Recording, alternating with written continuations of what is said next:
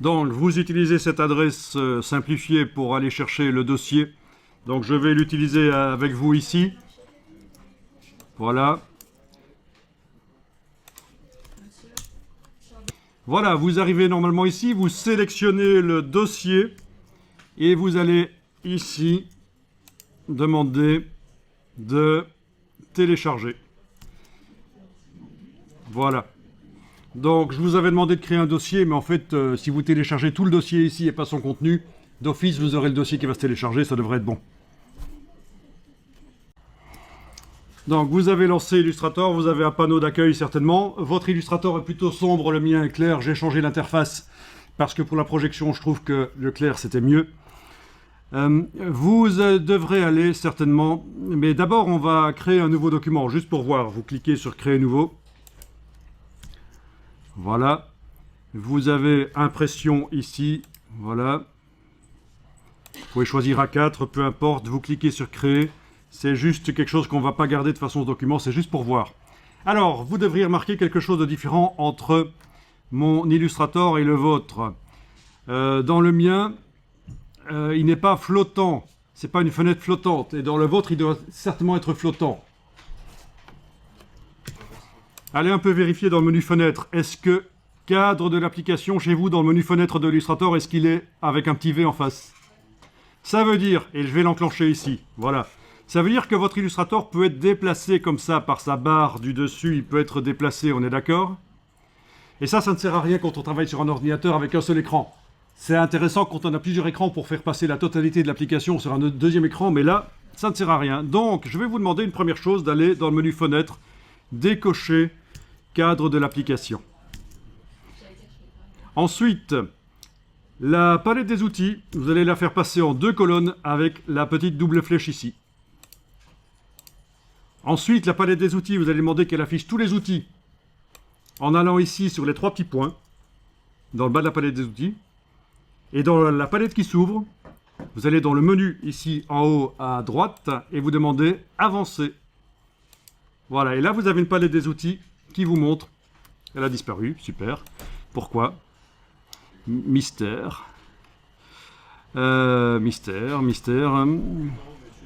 Oui, parce que tout en haut, barre d'outils, avancer, bon, voilà, ok. Oui, d'un logiciel à l'autre, pour faire réapparaître la palette des outils, c'est pas toujours la même chose, donc voilà. Je sais pas pourquoi elle a disparu, j'ai dû faire un truc, mais là, de toute façon, vous l'avez. Vous avez une palette des outils comme ça, avec 2 colonnes bien grandes comme ça. C'est ce qu'il faut, c'est parfait. Alors, si vous fermez le document ici, vous le fermez par sa petite boule rouge, là, en haut à gauche, vous avez le panneau d'accueil qui revient. Ça peut être parfois ennuyeux d'avoir ce panneau d'accueil qui revient chaque fois, donc on va essayer d'aller faire en sorte que ça ne fonctionne plus comme ça. Dans les préférences de Illustrator, les préférences générales, il y a ici quelque chose que vous pouvez décocher, afficher l'écran d'accueil si aucun document n'est ouvert. Donc je suis allé, oui j'ai oublié de vous le dire, on est sur un Mac, donc pour aller dans les préférences sur un Mac, c'est le menu qui porte le nom du logiciel là. Et si on était sur un PC, ce serait dans le menu Édition Préférences. Donc, Illustrator Préférences Générales. Et c'est pas plus mal de décocher ça. Comme ça, ça va vous éviter que ça revienne à chaque fois que vous fermez un document et qu'il n'y en a plus qui sont ouverts. Il y a ce truc qui revient, c'est ennuyeux. Voilà, ok. Voilà. Alors, on va aller ouvrir. Vous faites fichier ouvrir et vous allez chercher le dossier que vous avez téléchargé.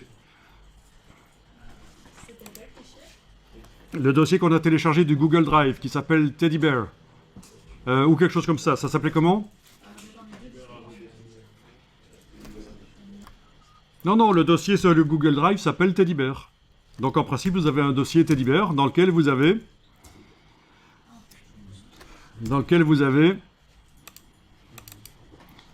ceci.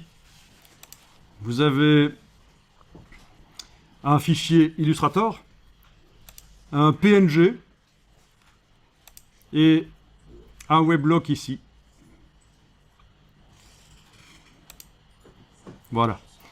Donc, l'image vient du web. Vous avez le droit d'utiliser des images qui viennent du web. si elles sont Creative Commons avec droit d'utilisation, voire même droit de modification. Donc c'est de l'open source, les Creative Commons. Ça vous dit quelque chose?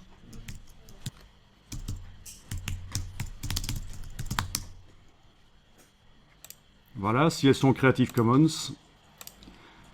Si vous ne connaissez pas, intéressez-vous à ça. Ou alors si elles sont du domaine public.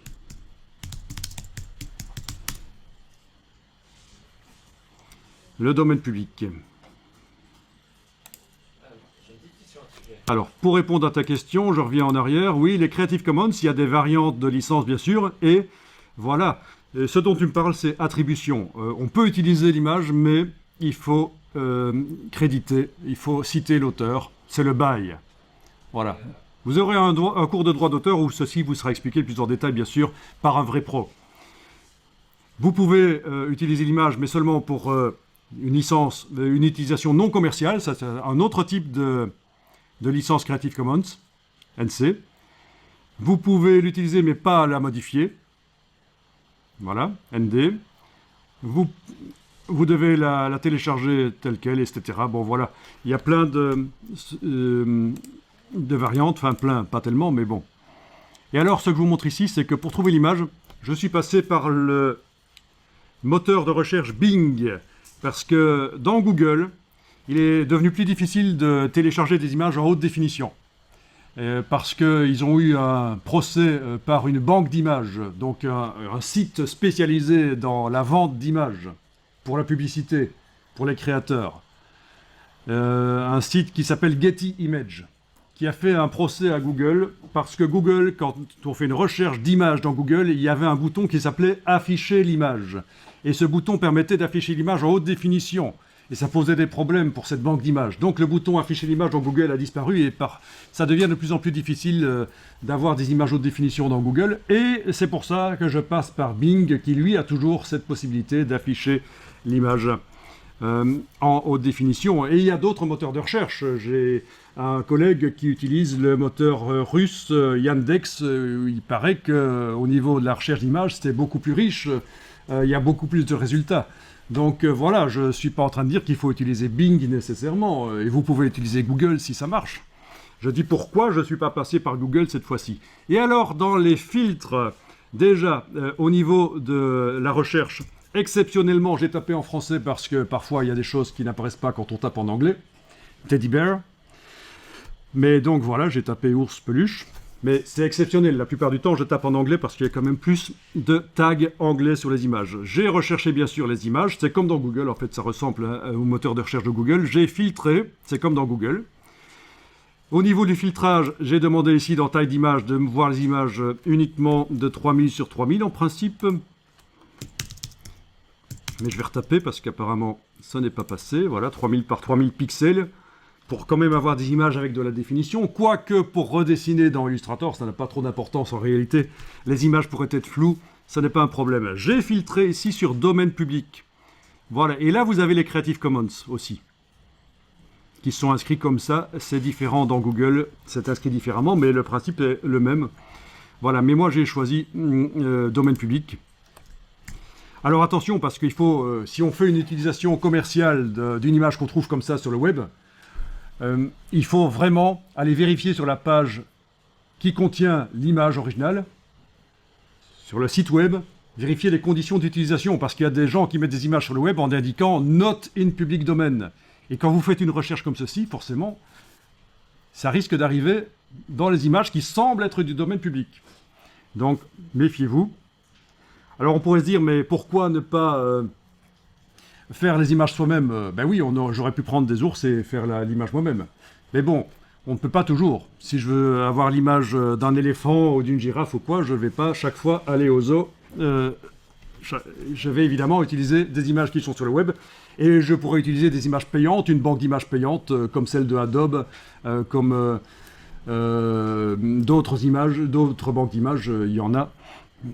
Mais donc voilà. C'est un choix et il y a de plus en plus d'images du domaine public à disposition sur le web. Pourquoi? Parce que les musées américains notamment régulièrement mettent des anciennes images, des images vintage, ils les mettent dans le domaine public. Donc vous avez le droit de les utiliser, de les modifier, de faire du commerce avec. Vous pouvez faire de l'argent avec ces images. Elles sont du domaine public. Il n'y a pas de restriction, aucune restriction de droit d'auteur. Donc les images, les vraies images, parce que là c'est juste de la publicité là au-dessus. Les vraies images sont là et on voit qu'on a des images de minimum 3000 sur 3000. C'est comme ça que j'ai trouvé l'image. Je vous indique parce que c'est intéressant de le savoir. C'est pas juste parce que c'est rigolo de savoir comment j'ai fait pour trouver l'image, c'est parce que vous aussi, vous devrez parfois trouver des images. Et vous n'avez pas le droit de prendre n'importe quelle image, il faut que vous ayez les droits dessus. Parfois, dans les écoles, on dit qu'on peut utiliser n'importe quelle image, c'est pas grave les droits d'auteur, mais attention, il faut prendre les bonnes habitudes après pour les vrais travaux. Ça peut vous poser un problème pour votre portfolio, si vous voulez diffuser votre portfolio à des entreprises après, et s'il y a des images sur lesquelles il y a des droits d'auteur et vous n'avez pas le droit de diffuser, vous ne pouvez pas diffuser votre portfolio, c'est ennuyeux. Alors, ceci, c'est ce qu'on appelle la résolution. Voilà déjà une erreur, donc une demi-erreur. En fait, c'est ce qu'on appelle la définition.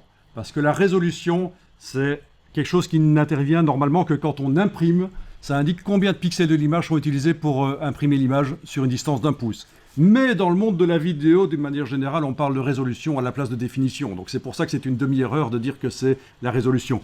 C'est plutôt, dans le monde de l'infographie, la définition de l'image, sa précision. Combien de mégapixels cette image? Vous connaissez les mégapixels? Les mégapixels, quand vous achetez un appareil photo, quand vous achetez un smartphone, on vous dit la caméra du smartphone est là 16 mégapixels, 24 mégapixels. Vous savez ce que c'est? Ben, ça vous indique le nombre de millions de pixels que l'appareil photo génère, que la caméra génère. Donc cette image ici, 4082 sur 3100, je vais prendre mon outil de capitaliste ici et faire un petit calcul. Combien de millions de pixels dans cette image? 4082 x 3100. 12 654 200 pixels. Donc c'est une image 12 mégapixels.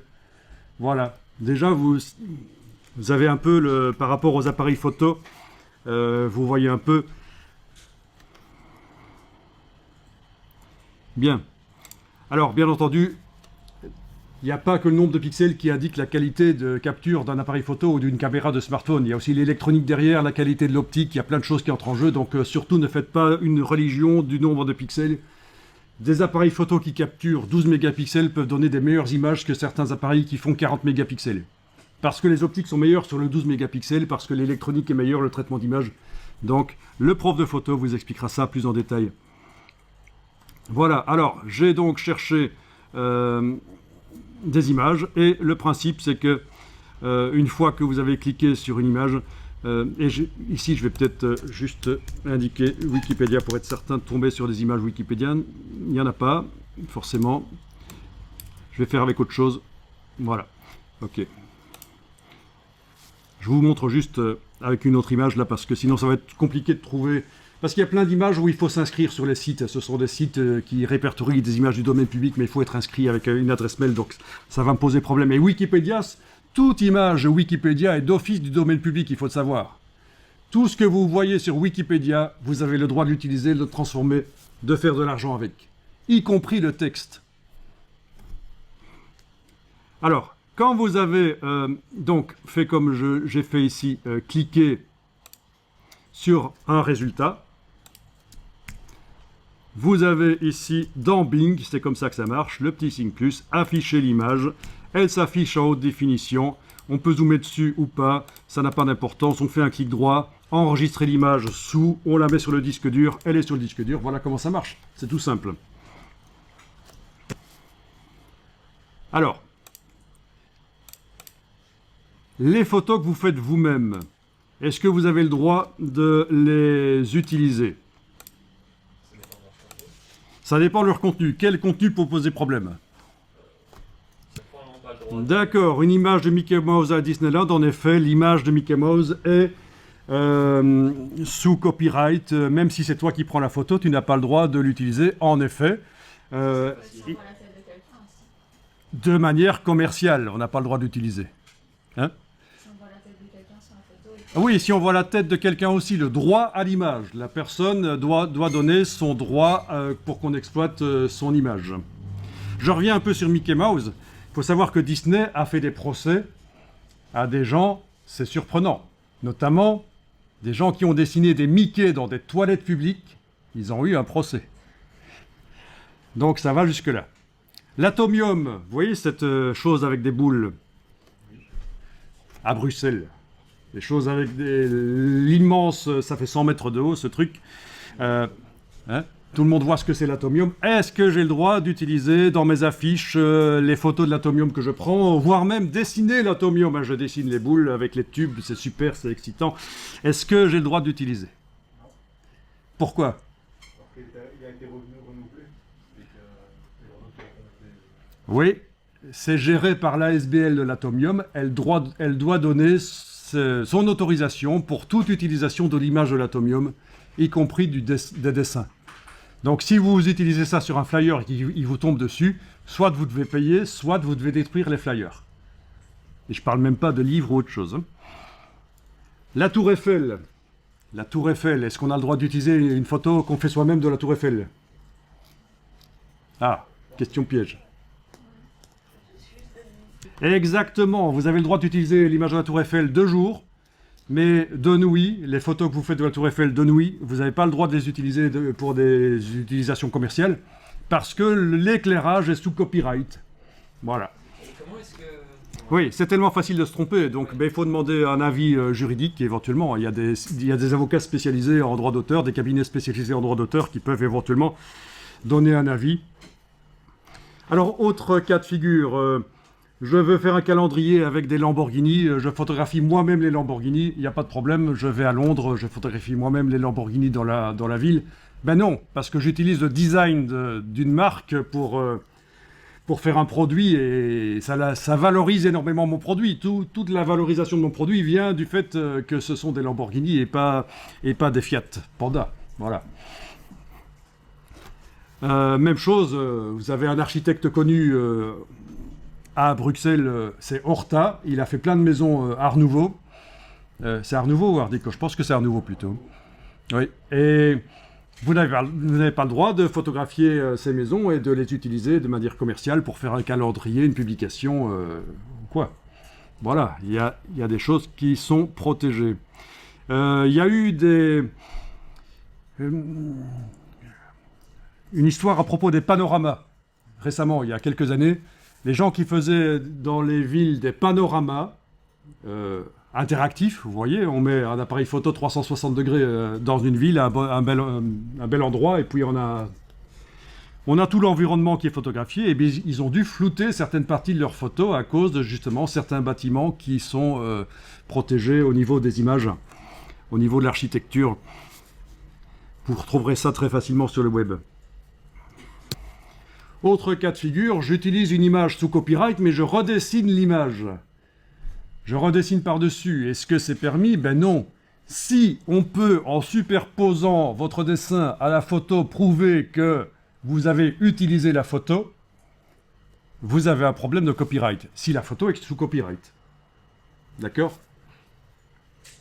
Alors, les gens qui font de l'illustration de la bande dessinée, ce qu'ils font, c'est qu'ils prennent plein de sources, plein de photos, même sous copyright, comme source d'inspiration, mais ils redessinent dans leur tête, ils refont un dessin en combinant toutes ces photos. Ils ont du talent, quoi. Et donc là, au niveau copyright, on ne peut pas les attaquer normalement. C'est pas du décalque de photos. Voilà. Alors, on va ouvrir donc le document Illustrator. Il faut savoir que c'est un document qui utilise une ressource externe, qui est cette image-là. Si cette image-là disparaît, le document ici ne fonctionne plus. Si l'image est juste à côté du document, on n'a aucun problème pour que le document Illustrator retrouve l'image PNG. Si elle n'est pas à côté, il faudra peut-être réindiquer à Illustrator, surtout si on transfère d'un ordinateur à l'autre, quoi. Il faudra peut-être réindiquer où se trouve l'image. Mais là, on n'aura aucun problème. Donc, on ouvre le document teddybear.ai, voilà. Et vous voyez les diagonales sur l'image. Ça veut dire que c'est une image liée. On va aller faire un petit tour dans la palette des liens. Menu fenêtre, liens. Et là, vous voyez l'image. Et il n'y a pas une petite icône ici. Ça veut dire qu'elle n'est pas incorporée au document Illustrator. Sinon, vous auriez une petite icône ici qui représente une photo. C'est l'autre cas de figure. L'image est incorporée et il n'y aura pas les diagonales. Alors, si on ouvre ici, ça nous dit l'emplacement. Voilà, l'emplacement où se trouve l'image, c'est indiqué là. C'est ce que vous avez dans les informations ici en bas, quand l'image est sélectionnée, dans la palette IA. Donc, ça permet de garder le document Illustrator léger. C'est le système de lien externe, mais il ne faut pas perdre le lien. Voilà, je ferme ça. Alors, je vais sélectionner. On va sélectionner le rectangle rose, là, qui était juste là pour démontrer que dans Illustrator, on a intérêt, quand on crée un nouveau document, à passer en mode couleur RVB avant de mettre les couleurs. C'est dans Fichier, mode colorimétrique du document, RVB. Parce qu'Illustrator, surtout si vous démarrez d'un profil de document impression dans la boîte Nouveau document. Si vous démarrez d'un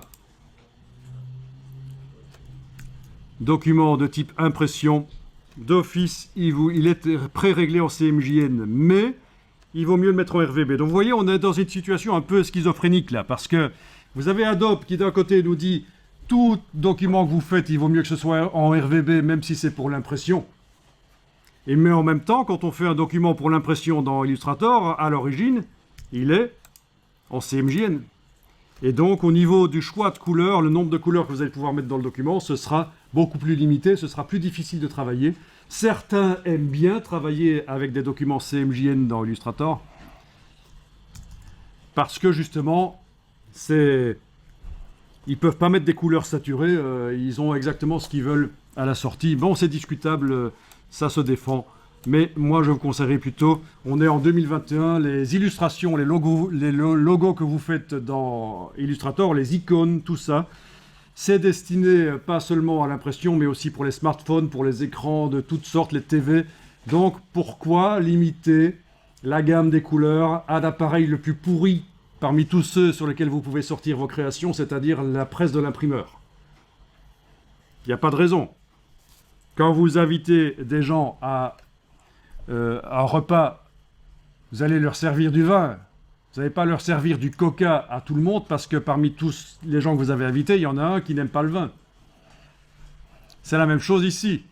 Vous n'allez pas faire une image avec des couleurs ternes CMJN parce que parmi tous les périphériques de sortie, il y en a un qui n'est pas très performant.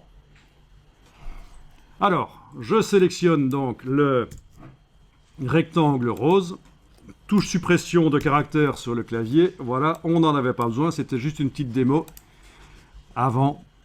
Nous avons donc un calque, cette image a été importée sur un calque, on va aller chercher la palette des calques, menu fenêtre calque, voilà, c'est par ordre alphabétique dans le menu fenêtre, vous avez peut-être remarqué, fenêtre calque, et évidemment si j'y retourne, elle s'en va, logique, haha.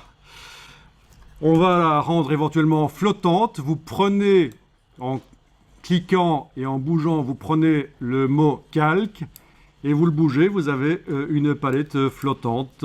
C'est sympa, c'est bien.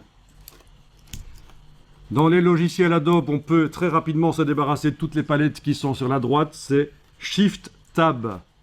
Comme ça. Vous voyez, je le fais plusieurs fois. C'est une bascule. Je vous montre sur mon clavier virtuel. Pour ceux qui ne connaîtraient pas. Si je garde enfoncé le doigt sur la touche Shift et que j'appuie brièvement sur la touche Tabulation, j'obtiens ce que j'essaye d'obtenir là. Les palettes de droite disparaissent, ça fonctionne comme ça dans les autres logiciels Adobe, c'est pratique, vous avez un écran qui n'est pas extensible à l'infini, vous avez besoin de voir vos images, et ça peut être pratique de faire disparaître les palettes parfois. Dans ce cas-ci, évidemment, ça ne montre rien de l'image qui ne déborde pas par en dessous, mais bon, parfois ce sera le cas. Touche tabulation toute seule, ça fait disparaître toutes les palettes. D'accord? Ok. Ça, c'est très intéressant au passage, cette petite astuce. Alors, le calque ici peut être verrouillé parce que nous allons créer par-dessus un calque. Vous cliquez sur l'icône du signe plus ici en bas. Ça peut être un peu différent dans les anciennes versions d'Illustrator, mais en tout cas, c'est pour créer un calque. Donc, vous allez ici, dans la palette des calques, verrouiller le calque. Voilà. Et vous allez cliquer sur le petit signe plus pour faire un nouveau calque. C'est un niveau de construction. OK? Il y a possibilité dans Illustrator que le calque 1 soit transformé en ce qu'on appelle un calque modèle, c'est-à-dire qu'il va être un peu affadi. On ne va pas le faire ici tout de suite. Est-ce que vous êtes dans la situation ici où vous êtes en train de travailler sur le calque 2? Il est en surbrillance et le calque 1 est verrouillé. On est d'accord? Donc, si vous prenez par exemple... Si vous prenez par exemple ici le crayon, derrière l'outil Shaper, vous pouvez prendre le crayon. Quand vous emmenez sans enfoncer la souris le crayon au-dessus ici, il n'y a pas de problème, il est utilisable. Ce qui ne sera pas le cas si vous faites par exemple ceci, vous êtes en train de travailler sur le calque 1, il est verrouillé, vous avez un petit signe interdit qui apparaît à côté du crayon, vous voyez ? Donc, il faut indiquer sur quel calque on travaille et il faut qu'il ne soit pas verrouillé.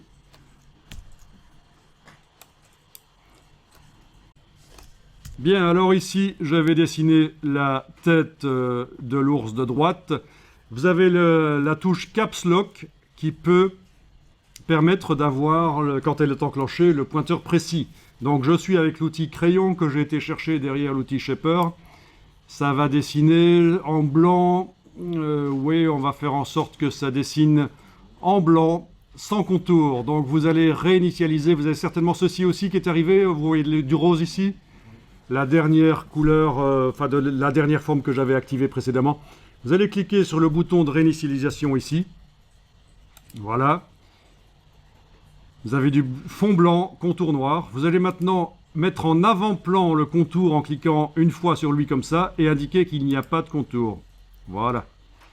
Pas de contour et fond blanc. C'est avec ça que je vais dessiner. N'hésitez pas à zoomer. Si c'est pas normal si vous êtes penché comme sur l'écran avec les yeux à 15 cm, c'est pas normal. Il y a un zoom. C'est pas pour les chiens. Voilà. Et alors, vous allez rapidement commencer le dessin. Dans le sens horaire ou anti-horaire, peu importe. Voilà, je suis en train de dessiner. Et si c'est pas extrêmement précis, c'est pas grave, c'est pas scientifique. Voilà. Voilà. Donc j'ai fait une forme que je vais mieux voir si maintenant j'enlève l'œil en face du calque d'en dessous, bien sûr. Alors, la forme n'est pas blanche, c'est pas grave, c'est parce que c'est une forme non fermée, certainement. Je vais faire en sorte qu'elle se ferme parce que je ne suis pas revenu. Je ne suis pas revenu exactement sur le même point par là où j'avais démarré, mais je peux demander un commande J, commande J, CTRL J sur le PC, commande J sur le Mac, qui va tracer entre les deux points le tracé de départ et le tracé de fin pour fermer la forme. Ça correspond à objet tracé joindre. Objet tracé joindre, le raccourci vous le voyez ici, CTRL J sur le PC, commande J sur le Mac, CMDJ sur le Mac, donc c'est la touche CMD, la touche commande. Voilà, et vous devriez avoir une forme fermée. On est d'accord ? Alors, on va mettre une couleur à cette forme. Voilà, on va lui mettre une couleur. Alors, la manière Photoshop pour lui mettre une couleur, ce serait d'utiliser la palette des outils. D'abord, il faut que la forme soit sélectionnée. Avec la flèche noire, il faut être certain qu'elle soit sélectionnée. Vous avez un cadre qui l'entoure. Ce cadre peut être ennuyeux, c'est le cadre de sélection. Je vous conseille de l'enlever. En allant dans Affichage, masquer le contour de sélection. Non, pardon, attendez un peu, oui, le contour de sélection. Non, masquer le cadre de sélection dans ce cas-ci. Oui, masquer le cadre de sélection. Voilà, on aurait vite fait de faire une erreur. Haha. Masquer le cadre de sélection. Voilà, comme ça, vous n'avez plus ce cadre qui entoure l'objet quand il est sélectionné. C'est pratique parce que ça permet de redimensionner, de tourner facilement, mais vous avez un outil ici qui est l'outil de transformation et quand vous l'activez, le cadre revient et encore, il est encore plus performant. On voit encore mieux les poignées et tout, mais c'est uniquement quand on veut, quoi. Voilà. Alors, vous allez mettre la case de fond à l'avant-plan pour indiquer que vous voulez modifier la couleur de fond de cette forme qui est actuellement sélectionnée.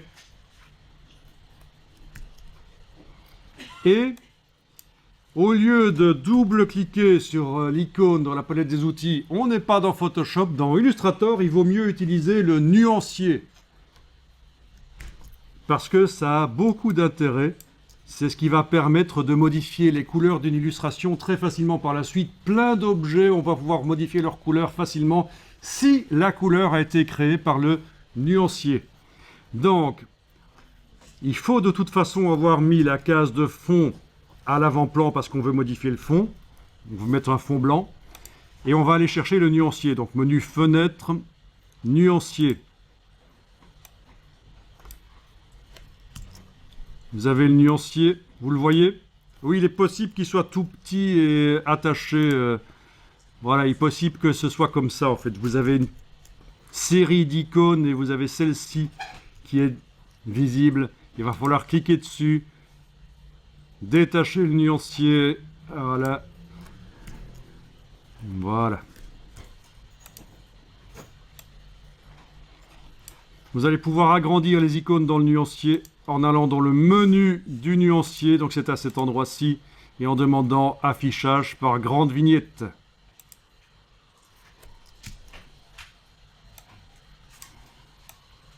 Je vais utiliser de manière simple le nuancier, c'est-à-dire je ne vais pas encore parler du système de couleur globale, qui est la méthode la plus intéressante, mais ici, c'est un exercice qui ne nécessite pas qu'on parle des couleurs globales. Et vous allez simplement activer la couleur du papier ici, voilà, le blanc. Ok. On est d'accord, ça marche?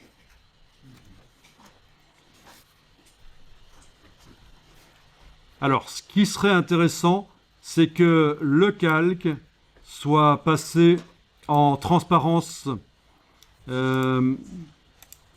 Oui, qu'on ait de la transparence sur le calque.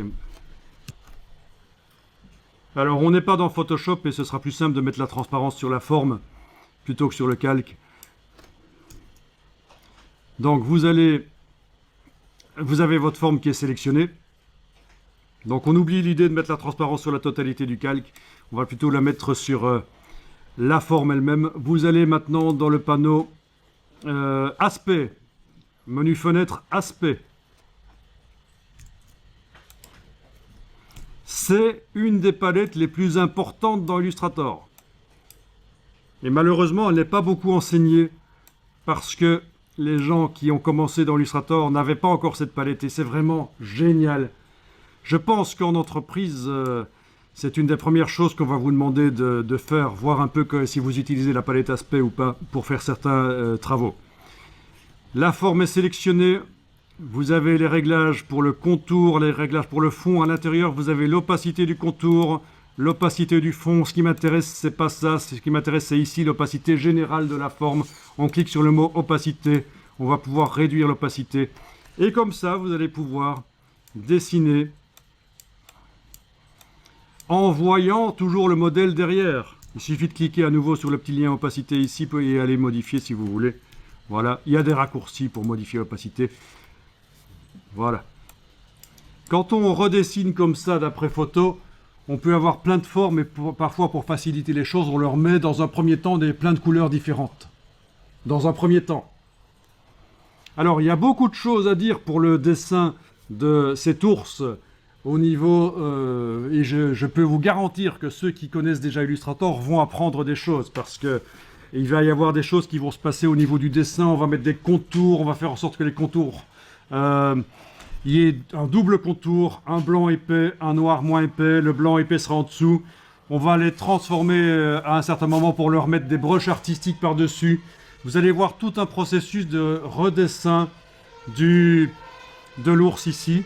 Et bien sûr, à un certain moment, il faudra que je vous parle de la plume, qui est l'outil historique pour faire des tracés vectoriels dans Illustrator. Parce que ce qu'on a utilisé là, le crayon, c'est l'outil facile qui est apparu relativement récemment dans Illustrator. Mais tout un temps, c'était la plume. Et il faut la maîtriser absolument. Et je vous montrerai la méthode de Adobe pour créer des courbes de Bézier.